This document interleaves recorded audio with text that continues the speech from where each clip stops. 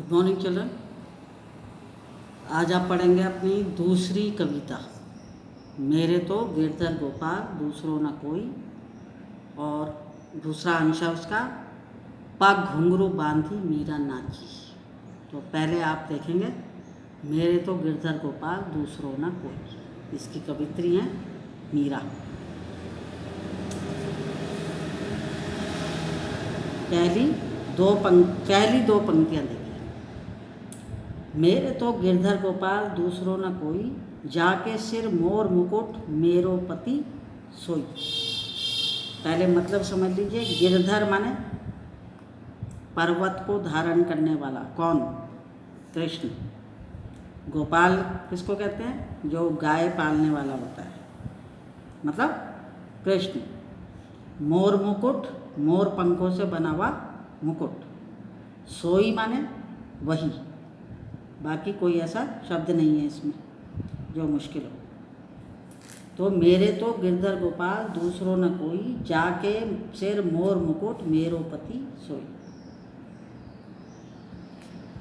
प्रस्तुत काव्य पंक्तियों में कवित्री ने, मतलब मीरा जी ने श्री कृष्ण के प्रति अपनी भक्ति भावना का परिचय दिया है। मीराबाई श्री कृष्ण के प्रति अपना समर्पण भाव व्यक्त करके उनसे स्वयं के उद्धार की याचना कर रही हैं, मतलब कि उनका किसी तरह से भला हो जाए। श्री कृष्ण की अनन्य भक्त, आपको पता है मीराबाई श्री कृष्ण की अनन्य भक्ति, बहुत ज़्यादा भक्त थी। तो श्री कृष्ण की अनन्य भक्त मीराबाई अपने आराध्य के प्रति, आराध्य कहते हैं जिसकी आप पूजा करते हैं, वो आपके आराध्य हैं। जिसकी सबसे ज़्यादा पूजा करता है व्यक्ति, उसको अपना सब कुछ मानता है। भगवान एक ही है लेकिन उसके रूप अलग अलग हैं, तो सब अपने किसी एक ईश्वर को ले लेते हैं कि भाई ये मेरा आराध्य है। तो ऐसी मीराबाई के आराध्य थे श्री कृष्ण। तो श्री कृष्ण की अनन्य भक्त मीराबाई अपने आराध्य के प्रति अपनी भक्ति भावना को प्रकट करते हुए कहती हैं कि मेरे तो गिरधर गोपाल अर्थात श्री कृष्ण ही सब कुछ है।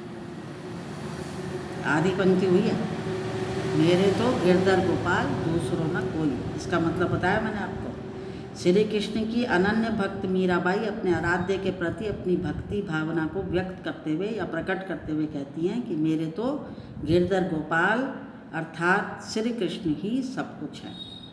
संसार में किसी भी व्यक्ति से, किसी अन्य व्यक्ति से मेरा कोई संबंध नहीं है, दूसरों ना कोई। संसार में किसी भी अन्य व्यक्ति से मेरा कोई संबंध नहीं है। फिर दूसरी पंक्ति देखिए, जाके सिर मोर मुकुट मेरो पति सोई। जिसके सिर पर मोर मुकुट शोभायमान है या मोर मुकुट सजा हुआ है, वही श्री कृष्ण मेरे पति हैं। अब आगे की देखिए पंक्ति, छाड़ी दई कुल की कानी कहा करिए कोई, संतन ढेक बैठी बैठी लोक लाज खोई। अब इसमें कानी का मतलब देख लीजिए। कानी का मतलब होता है मर्यादा। कुल की कानी, कुल होता है वंश और कानी माने मर्यादा, ठीक है। और ढेक का मतलब होता है साथ। संतन तो पता है आपको, साधु संत जो होते हैं। और ढेग का मतलब होता है साथ। अब देखिए इसका अर्थ कि मैंने कुल की मान मर्यादा, छाड़ी दई कुल की कानी कहा करिए कोई, कि मैंने तो कुल की मान मर्यादा, यश आदि विचारों को त्याग दिया है और अब श्री कृष्ण की शरण में जाने के बाद कोई भी मेरे साथ कुछ भी अनर्थ नहीं कर सकता। मतलब अब मुझे किसी की भी परवाह नहीं है। कहा करिए कोई, इसका मतलब है कि मैंने कुल की मान मर्यादा, यश आदि विचारों को त्याग दिया है और अब श्री कृष्ण की शरण में जाने के बाद मेरा कोई भी कुछ भी अनर्थ नहीं कर सकता और अब मुझे किसी की भी परवाह नहीं है। तो मीराबाई कहती हैं कि समाज द्वारा, है ना, संतन ढेक बैठी बैठी लोक लाज खोई, कि समाज द्वारा उनका संतों की संगति में बैठने को हे की दृष्टि से देखने के कारण, क्योंकि वह संतों, साधु संतों के बीच में रहती थी, तो उनके साथ बैठने के कारण लोग उनको गलत नज़रों से देखते थे। तो उन्होंने लोक लाज की भावना का भी त्याग कर दिया। उन्हें मतलब लोगों के बातों का उन पर कोई असर नहीं होता। लोक लाज भी त्याग दी है श्री कृष्ण की भक्ति में। आगे देखो, आंसुवन जल सींची सींची प्रेम बेली बोई, अब तब बेली फैली गई आनंद फल होई।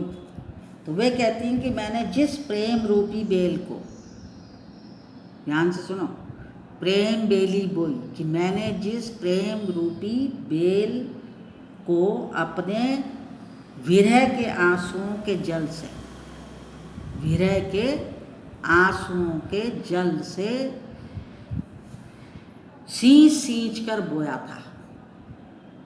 ठीक है ना, कि मैंने जिस प्रेम रूपी बेल को अपने विरह के आंसुओं के जल से सींच सींच कर बोया था, वह बेल अब तब बेली फैल गई है ना, ये फैली गई, आनंद फल गई, कि अब वह बेल बड़ी होकर फैल गई है और अब उससे आनंददायक फल भी प्राप्त होने लगे हैं। तो इसका अर्थ क्या है कि मीरा ने विरह में रो रो कर कृष्ण भक्ति रूपी बेल को सींचा था, रो रो कर कृष्ण भक्ति रूपी बेल को सींचा था, और अब श्री कृष्ण उनके मन में बस गए हैं।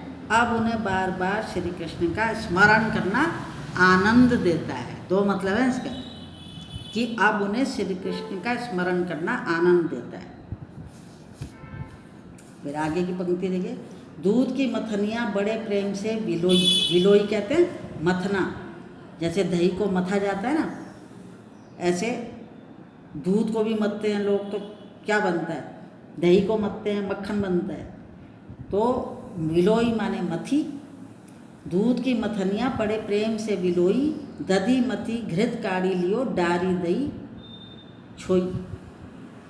तो मीराबाई कहती हैं कि उन्होंने श्री कृष्ण भक्ति रूपी दूध के दही को अपनी भक्ति द्वारा मथ कर,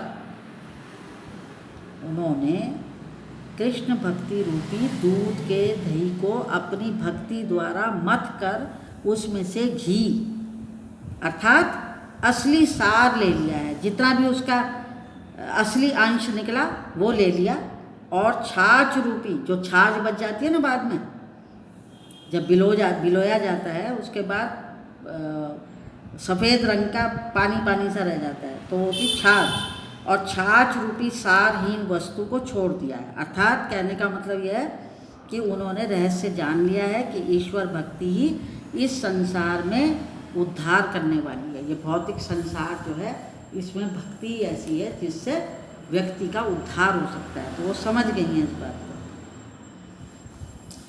भगत देखी राजी हुई जगत देखी रोई, दासी मीरा लाल गिरधर तारो अब मोई। तारो माने उद्धार करो, मतलब मुझे भला करो, मेरा पार लगाओ मुझे इस दुनिया से।